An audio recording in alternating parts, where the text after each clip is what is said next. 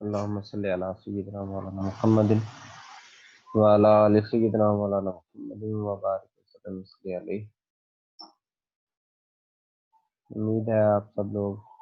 خیر و عافیت سے ہوں گے۔ آج کے لیکچر کا ٹاپک ہے ہمارا comparison of religions,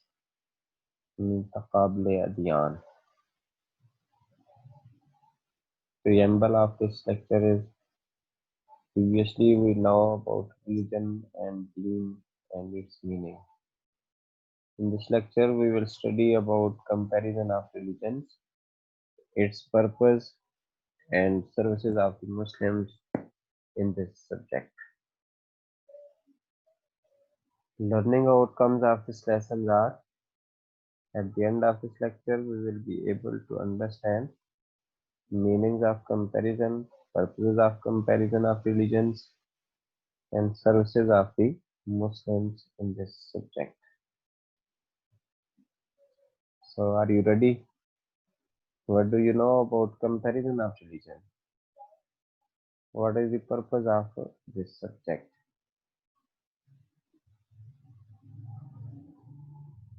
us lesson کے مقاصد میں سے اہم مطالعہ مذاہب عالم کی ضرورت و اہمیت واضح کرنا، اسلام کی حقانیت سے آگاہی پیدا کرنا، تقابل ادیان میں مسلمانوں کے کردار پر روشنی ڈالنا اور مذاہب عالم پر موجود ذخیرہ کتب سے آگاہی حاصل کرنا اور طلباء کی ذہنی وسعت اور استعداد میں اضافہ کرنا۔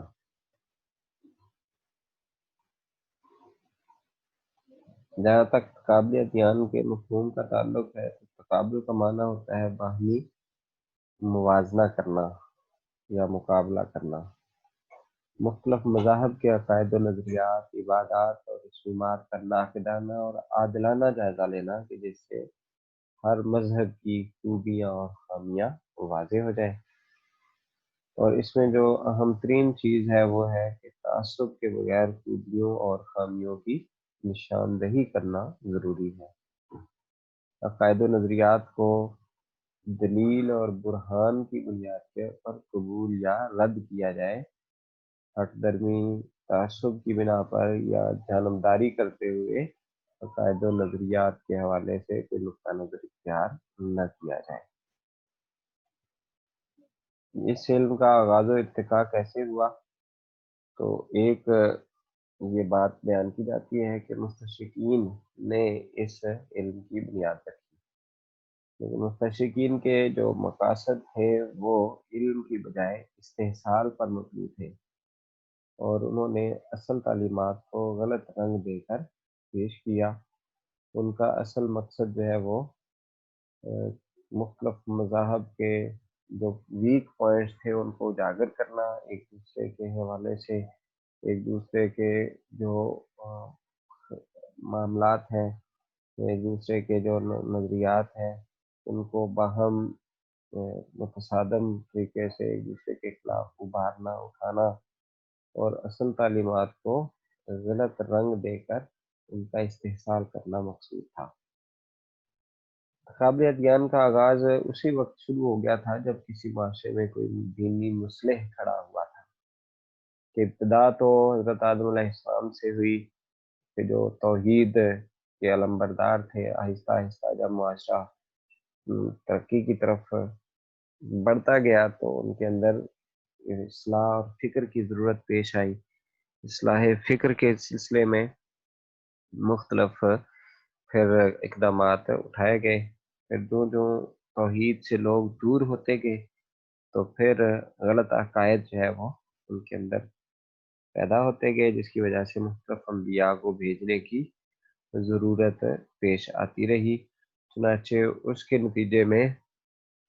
نتیجے میں جب بھی کوئی دینی مصلح آتا تو وہ پہلے جو موجود غلط عقائد تھے، نظریات تھے، اس کے خلاف لوگوں کو اس کے غلط نظریات کو اجاگر کرتا اور پھر دین کے جو صحیح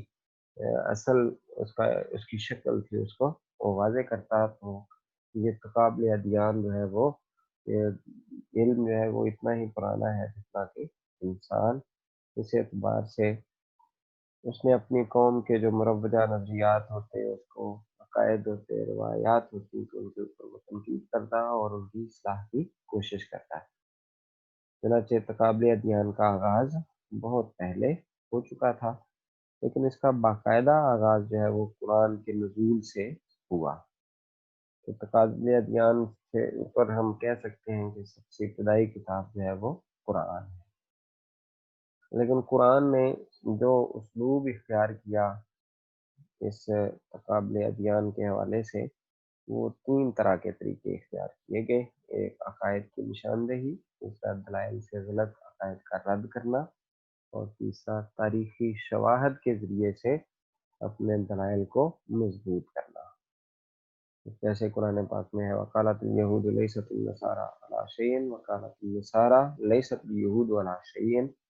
یعنی یہودی جو ہے وہ اس نصرانیوں کے اوپر الزام لگاتے ہیں کہ یہ حق بات پر نہیں ہے، اور نصرانی کہتے ہیں کہ یہودی جو ہے وہ حق پر نہیں ہے۔ تو ایک دوسرے کی ان عقائد کی نشاندہی کی گئی، اور پھر حق کو واضح کرنے کے لیے اللہ تعالیٰ نے یہ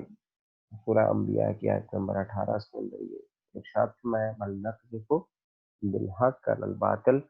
فیدمغہ فاذا هو زاہق، تو ساتھ میں لو کان فیہما آلہۃ الا اللہ لفسدتا۔ تو یعنی عقلی دلائل کے ذریعے سے، تاریخی شواہد کے ذریعے سے ہر چیز کا جو ہے وہ قرآن کے اندر اسلوب اور انداز اختیار کیا گیا، باطل عقائد کو رد کیا گیا، اور صحیح عقائد کی جو ہے وہ دلائل کے ذریعے سے اس کی ترویج اور اشاعت کا اہتمام کیا گیا۔ یا قرآن جو ہے وہ تقابل ادیان کے اوپر بالکل ابتدائی کتاب ہے۔ تقابل ادیان کے جو مقاصد ہیں ان میں سب سے پہلے ہے دوسرے مذہب سے واقفیت حاصل ہونا۔ کہ جب تقابل ادیان کی اسٹڈی آدمی کرتا ہے تو بہت سارے مذاہب سے آدمی کو شناسائی حاصل ہو جاتی ہے، واقفیت حاصل ہو جاتی ہے۔ اسی طرح حقائق سے آگاہی ہوتی ہے کہ ان میں سے پتہ چلتا ہے کہ حق پر مبنی کون سے نظریات ہیں اور باطل کے اوپر کون سے نظریات ہیں۔ اسی طرح پھر ان کے جو مذاہب کے ہادیان ہیں، جو بانی ہیں یا جو رہنما ہیں، ان کے بارے میں بھی واقفیت حاصل ہو جاتی ہے۔ اس کے علاوہ ایک بڑی اہم ضرورت ہوتی ہے تبلیغی ضرورت، کہ جب آدمی تبلیغ کرنا چاہتا ہے، کوئی بھی اس کا مذہب ہے، وہ اپنے مذہب کی تبلیغ کرنا چاہتا ہے، تو جب تک وہ دیگر جو مذاہب ہے اس کے بارے میں معلومات نہیں رکھتا، اس وقت تک وہ اس کی تبلیغی ضرورت جو ہے وہ پوری نہیں ہو سکتی، اور نہ ہی وہ صحیح معنوں میں اپنے مذہب کی صحیح تبلیغ کر سکتا ہے۔ جب وہ دوسرے مذہب سے بھی واقف ہوگا تو اسے تبلیغ کرنا آسان ہوگا۔ اسی طرح رحمانی اور شیطانی قوتوں کی جو ازلی کشمکش ہے، جو شروع دن سے جاری اور ساری ہے۔ ایک جب حضرت آدم علیہ السلام کو پیدا کیا تو ساتھ ہی شیطان کا جو وجود ہے وہ بھی نمودار ہوا، اور رحمانی اور شیطانی قوتوں کی جو ازلی کشمکش ہے وہ شروع ہوئی، اور وہ جاری ہے، قیامت تک جاری رہے گی۔ تو تقابل ادیان کو پڑھنے سے آدمی کو پتہ چلتا ہے کہ کون کون سے جو شیطانی قوتیں تھیں، انہوں نے رحمانی قوتوں کے خلاف کس طرح سے کوشش کی، اور کس طرح سے پھر رحمانی قوتیں غالب آئیں۔ عقائد و رسومات کے بارے میں بھی علم ہوتا ہے، مختلف تہذیبوں کے بارے میں پتہ چلتا ہے، اور علم و استدلال کی نئی راہیں اس علم سے کھلتی ہیں۔ پھر ہادیان مذاہب کے کارناموں سے بھی آگاہی حاصل ہوتی ہے۔ اسی طرح تقابل ادیان کے مقاصد میں سے ایک اہم مقصد درس و عبرت کا حصول ہے۔ جب ہم دیگر قوموں کے احوال پڑھتے ہیں، ان کے مذاہب کے حالات پڑھتے ہیں، تو ان سے ہمیں درس اور عبرت حاصل ہوتی ہے کہ جنہوں نے صحیح معنوں میں اللہ تعالیٰ کے دین کی پیروی کی وہ کامیاب ٹھہریں، اور جنہوں نے اس کی نافرمانی کی ان کے اوپر عذاب نازل ہوئے۔ تو اس سے ہمیں درس اور عبرت حاصل ہوتی ہے کہ ہمیں سیدھے رستے کے اوپر قائم رہیں۔ پھر عظیم انسانوں سے کتابی ملاقات ہوتی ہے، ان کے بارے میں، ان کے نظریات، ان کے حالات، ان کے کارناموں کے بارے میں پتہ چلتا ہے۔ پھر انسانی فطرت اور نفسیات سے واقفیت اور آگاہی حاصل ہوتی ہے کہ انسان کس قسم کی سوچ اور فکر رکھتا ہے، اور اس کی نفسیات کیا ہے، کہ کسی نہ کسی انداز سے وہ اپنا معبود تلاش کرتا ہے، وہ مظاہر فطرت میں سے ہو یا جو چیز بھی اس کے لیے نفع بخش ہو، کبھی اس صورت میں اور کبھی اس صورت میں کہ وہ جس چیز سے ڈر اور خوف رکھتا ہے اس کو وہ اپنا خدا بنا لیتا ہے۔ تو یہ جو مختلف نفسیات ہے، اور پھر انسانی فطرت کی فطرت اللہ التی فطر الناس علیہا، کہ جس پر لوگوں کو جو فطرت سلیم ہے اس کے اوپر انسان کو پیدا کیا گیا ہے، یہ چیزیں جو ہے نا انسانی نفسیات، انسانی فطرت کے حوالے سے بھی معلومات حاصل ہوتی ہیں قابل اتیان کے سبجیکٹ سے۔ پھر انجام بد کے اوپر افسوس اور اصلاح حال پر توجہ دینے کا بھی اس میں ہمیں موقع ملتا ہے، اور سب سے بڑی بات مقصد بعثت نبوی کی تکمیل ہوتی ہے کہ اللہ تعالیٰ نے فرمایا والذی ارسل رسولہ بالہدی ودین الحق لیظہرہ علی الدین کلہ، کہ اللہ تعالیٰ نے اپنے پیارے محبوب صلی اللہ علیہ وسلم کو دین حق کے ساتھ بھیجا تاکہ آپ اس دین کو باقی تمام ادیان پر غالب کر دیں۔ جب آدمی قابل ادیان کا مطالعہ کرتا ہے تو اس سے دین حق، دین اسلام کو جب وہ باقی ادیان کے اوپر فوقیت دیتا ہے تو دلائل و براہین کی روشنی میں تو اس صورت میں مقصد بعثت نبوی کی تکمیل بھی ہوتی ہوئی نظر آتی ہے۔ پھر لوگوں کی خود ساختہ باتوں سے واقفیت حاصل ہوتی ہے کہ کس طرح سے لوگوں نے اپنے نظریات، اپنے خیالات، اپنی جو سوچ تھی اس کو اپنے از خود جو ہے وہ بنا لیا تھا، جو کہ اب بھی ہوتا ہے کہ جدید جو ذہن رکھنے والے لوگ ہیں کچھ ایسے بھی ہیں کہ جو خود ساختہ شریعت جو ہے وہ بنا لیتے ہیں اور اپنی مرضی کے کام جو ہے وہ کرنا، اور سمجھتے ہیں کہ یہی صحیح دین کا منشا اور اس کی تعبیر ہے۔ کہ اہل حق کی آزمائش کے حوالے سے بھی ہمیں آگاہی ہوتی ہے کہ جو ہم ہسٹری پڑھتے ہیں ان مختلف ادیان کے حالات اور ان کے جو پیروکار تھے ان کے اوپر جو ہونے والے مظالم تھے، ان کے اوپر آزمائش امتحانات تھے، ان کے بارے میں پڑھتے ہیں تو تب بھی پتہ چلتا ہے کہ ہر دور کے اندر اہل حق کی آزمائش کی گئی اور وہ اس آزمائش کے اندر پورے اترے اور ان کو پھر انعامات سے نوازا جائے گا۔ دینی معلومات میں بھی اضافہ ہوتا ہے، اور یہ قابل ادیان کے جو مقاصد ہیں چند ان میں سے قابل ادیان کے حوالے سے جو مسلمانوں نے اپنا کردار ادا کیا، اس میں ایک تو مستقل قسم کی کتب ہیں جو اس ٹاپک کے اوپر لکھی، ضمنی کچھ کتب لکھی گئی اور کچھ تفصیلی تبصرے بھی اس حوالے سے ملتے ہیں جو مختلف تفاصیر کی صورت میں ہیں۔ غیر مسلموں سے مناظرے بھی کیے گئے، تو جو مستقل کتابیں مسلمانوں نے اس حوالے سے تحریر کی ان میں الفصل فی الملل والاحوا والنحل، یہ ابن حزم ظاہری کی کتاب ہے کہ جس کے اندر انہوں نے مختلف مذاہب کا ذکر کیا ہے اور پھر اسلام کا ان کے ساتھ تقابل بھی پیش کیا ہے۔ اسی طرح کتاب الملل والنحل اس کا بھی جو منہج و اسلوب ہے وہ اسی طرح ہے جیسے ابن حزم ظاہری کی کتاب کا ہے۔ یہ عبد الکریم شہرستانی کی کتاب ہے، اس میں بھی انہوں نے مختلف مذاہب کا ذکر کیا ہے اور پھر اسلام کی اس کے ساتھ کمپیریٹیو اسٹڈی جو ہے وہ پیش کی ہے۔ الجواب الصحیح عن دین المسیح ابن تیمیہ کی کتاب ہے کہ جس کے اندر انہوں نے عیسائیت اور نصرانیت کے حوالے سے جو مختلف اعتراضات ان کے اوپر ہوتے ہیں یا ان کی طرف سے دین اسلام کے ساتھ ہوتے ہیں تو اس کا انہوں نے اچھے طریقے سے پوسٹ مارٹم کیا ہے۔ پھر کتاب الہند اس حوالے سے ایک اہم کتاب ہے کہ جو البیرونی کی ہے کہ جنہوں نے ہندوستان کا سفر کیا اور یہاں مختلف تہذیبوں، مختلف خاندانوں، مختلف اقوام سے ملاقاتیں کی اور ان کے مذاہب، ان کی رسومات ان کو اس کتاب کے اندر انہوں نے ڈیٹیل کے ساتھ بیان کیا، اور اسلام کا بھی اس کے اندر تذکرہ کیا کہ اسلام جو ہے وہ اس حوالے سے کس قسم کے نظریات عقائد کی پیروی کرنے کا حکم دیتا ہے۔ یہ اظہار الحق کے نام سے رحمت اللہ کرانوی کی ایک کتاب قابلیت کے حوالے سے بڑی مستند ہے۔ تاریخ مذاہب یہ پروفیسر رشید احمد کی ہے کہ جس کے اندر مختلف جو قبل از تاریخ جو مذاہب تھے ان کو بیان کیا، پھر قومی مذاہب کو، پھر بین الاقوامی مذاہب کو انہوں نے اپنی اس کتاب کے اندر چار مین حصے جو ہے نا اس کی چار ابواب۔ اسلام اور مذاہب عالم، مظہر الدین صدیقی صاحب نے مختلف مذاہب کے ذکر کے ساتھ اسلام کو جو ہے نا وہ کمپیریٹیولی اس کے اندر پیش کیا ہے۔ اسی عنوان سے اسلام اور مذاہب عالم کے حوالے سے ایک کتاب ہمیں ملتی ہے احمد عبداللہ المردوسی کی، کہ جو مستقل کتب کے اندر شمار ہوتی ہے، اور یہودیت اور نصرانیت ابوالعلا مودودی نے لکھی ہے۔ عیسائیت کیا ہے وحید احمد خان کی کتاب ہے۔ عیسائیت کیا ہے تقی عثمانی نے بھی اس حوالے سے لکھا ہے۔ آئینہ تثلیث مولانا کوثر نیازی، بے شمار اور بھی کتابیں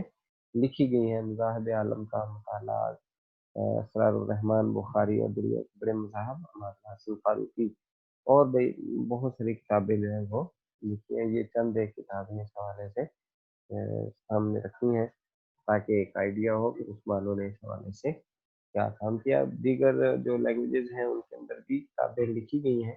لیکن ابھی فی الحال یہ عربی کی اور اردو کی چند ایک کتابیں آپ کے سامنے پیش کی گئی ہیں۔ اس کے علاوہ ضمنی کتب بھی ہمیں ملتی ہیں کہ الفوز القبیر ہے، شاہ ولی اللہ رحمۃ اللہ علیہ نے اس کے اندر علم المخاصمہ کے تحت جو ہے وہ لکھا ہے کہ جو قرآن پاک کے کو 5 علوم کے اندر تقسیم کیا، اس میں سے ایک جو ہے نا وہ علم مخاصمہ ہے، کہ جو باطل عقائد اور دیگر جو ادیان تھے ان کے حوالے سے جو غلط ان کے عقائد بن گئے تھے ان کا رد قرآن پاک نے پیش کیا، اس کے اوپر بحث کی گئی ہے۔ اسی طرح مقدمہ ابن خلدون کے اندر بھی مختلف مذاہب کو ضمنی طور پر ذکر کیا گیا ہے۔ پھر جو تفاسیر ہیں یعنی تفسیری تبصرے ہیں، تفسیر ابن کثیر کے اندر، تفسیر کبیر کے اندر جو مفاتیح الغیب کے نام سے مشہور ہے، فخر الدین رازی کی یہ تفسیر ہے، اس کے اندر بھی مختلف مذاہب کا ضمنی ذکر کیا گیا ہے۔